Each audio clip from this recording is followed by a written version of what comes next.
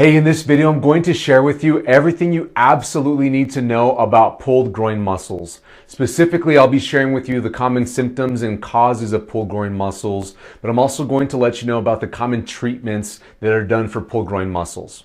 I'm Dr. David Midoff, and I'm a specialist physical therapist at Paso Manual Physical Therapy. This channel is dedicated to helping people stay healthy, active, and mobile while avoiding unnecessary surgery, injections, and pain medications. Please consider subscribing to our channel so that you don't miss out on any of the helpful videos we post each and every week. So let's start by answering the question, what is a pulled groin muscle? Here's the hip joint, here's the knee joint. There it is in view better. And of course the pelvis, the low back, there's the other side. So if we're looking at the right, the groin muscles are the muscles that attach on the inside of the pelvis bone right here, on the inner part of the pelvis bone. So the groin, the private parts would be right in this area for men and women.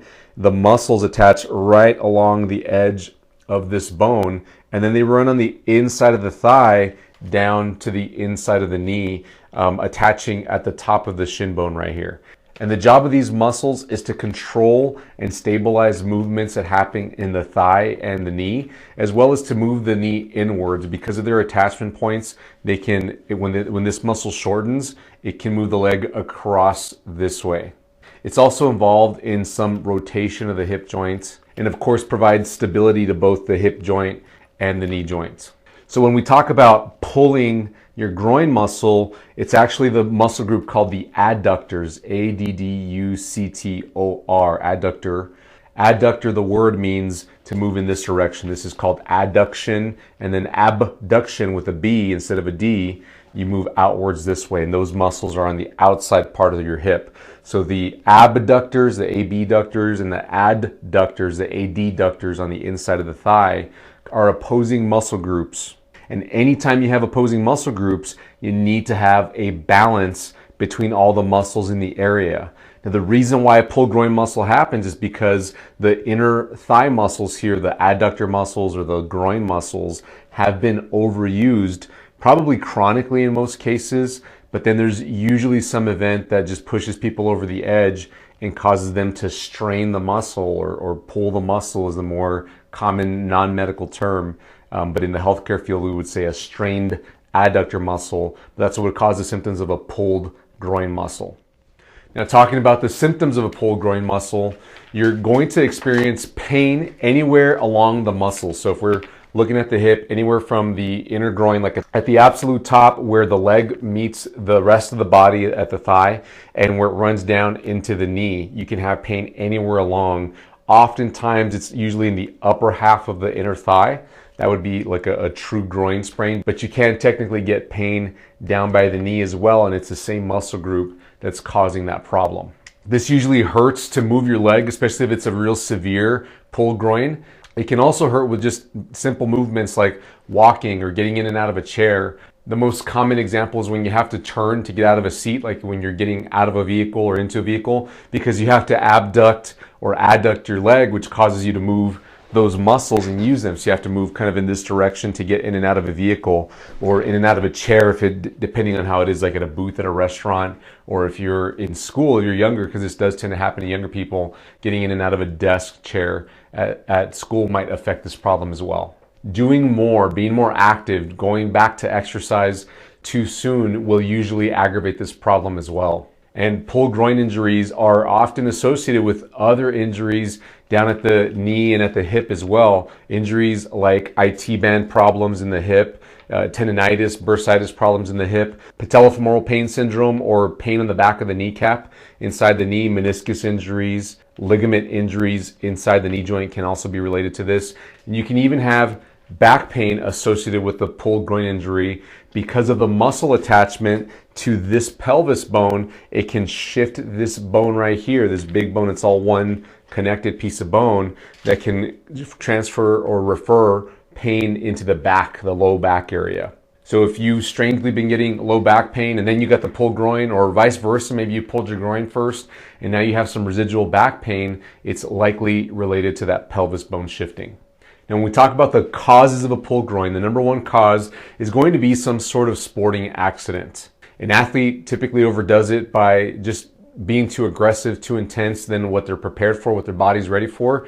If you're exerting yourself just a lot more intensely than you normally might, especially in a game situation, then you are susceptible to getting a groin injury if you have that underlying muscle imbalance. Now, that underlying muscle imbalance is key here. If you're thinking about the inner thigh muscles and how they run here through the inside of the hip and to the inside of the knee, those muscles are merely just stabilizing muscles, and they're typically not the biggest muscles in the hip. The biggest muscles in the hip are going to be the glute muscles on the back. Those muscles are your powerhouse muscles. They're designed to propel you through running, through walking, through jumping. And if you're not using these muscles when doing all those activities, running, jumping, and walking, then you're likely substituting muscle strength from other muscles, including the adductor muscles or the groin muscles. And that's what's leading to this overuse injury, leading to a pulled groin muscle. A secondary problem that could feed into this is poor foot strength, because if your arch in your foot is kind of dropped and you don't have enough strength to support it, especially if you're doing some sort of activity where you're on your feet for a long time, like with running, soccer, or any sort of sport where you're on your feet, then you're going to need a lot of strength in your arch of your foot to support the rest of your leg. If your leg is chronically coming in because your arch falls down like this, then it's going to tension that adductor and put it in a position where you're going to want to use it more, and it typically shuts off the glute muscle, that big power muscle that's supposed to propel you in most activities. So how is a pulled groin muscle treated? Now, like I said, this tends to affect athletes, but it can affect anyone of any age. It's just a matter of what muscle imbalances are there and what activity you're putting your body through. We see people here in the clinic in their 50s, 60s, and 70s and beyond that suffer from a pulled groin from doing chores around the house, especially springtime when the weather gets a little bit warmer and people get out and are more active. They may be gardening or doing cleaning around the house that they hadn't been able to get to during the winter time. Putting away Christmas decorations or even taking them out can also be a time that they're especially susceptible to pulling their groin muscle. But the number one treatment that people start is ice and heat. And especially if you're in an athletic environment, you may have access to athletic trainers. They'll typically put that on you. They may even offer compression by wrapping your thigh.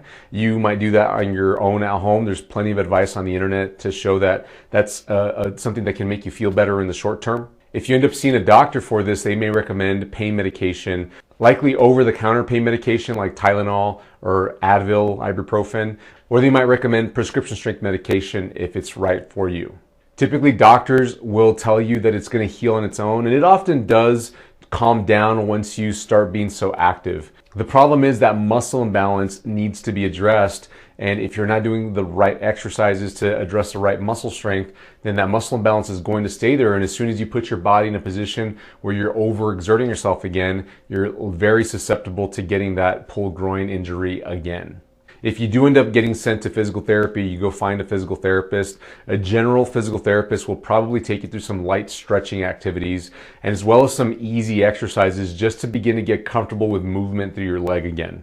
More specialized physical therapy, like the kind that we offer here, will begin to directly address the muscle imbalance, which is typically weak glute muscles and weak foot muscles. I've got some videos that are going to help you address those weak glutes and weak foot muscles down in the description below. So hit that see more button and you'll drop down the description and you can scroll down and find the links to those videos to begin to work on them at home right now. I hope this video was helpful for you. Please consider sharing this video with somebody who needs to see this, and I'll see you in the next video, friends. Bye-bye.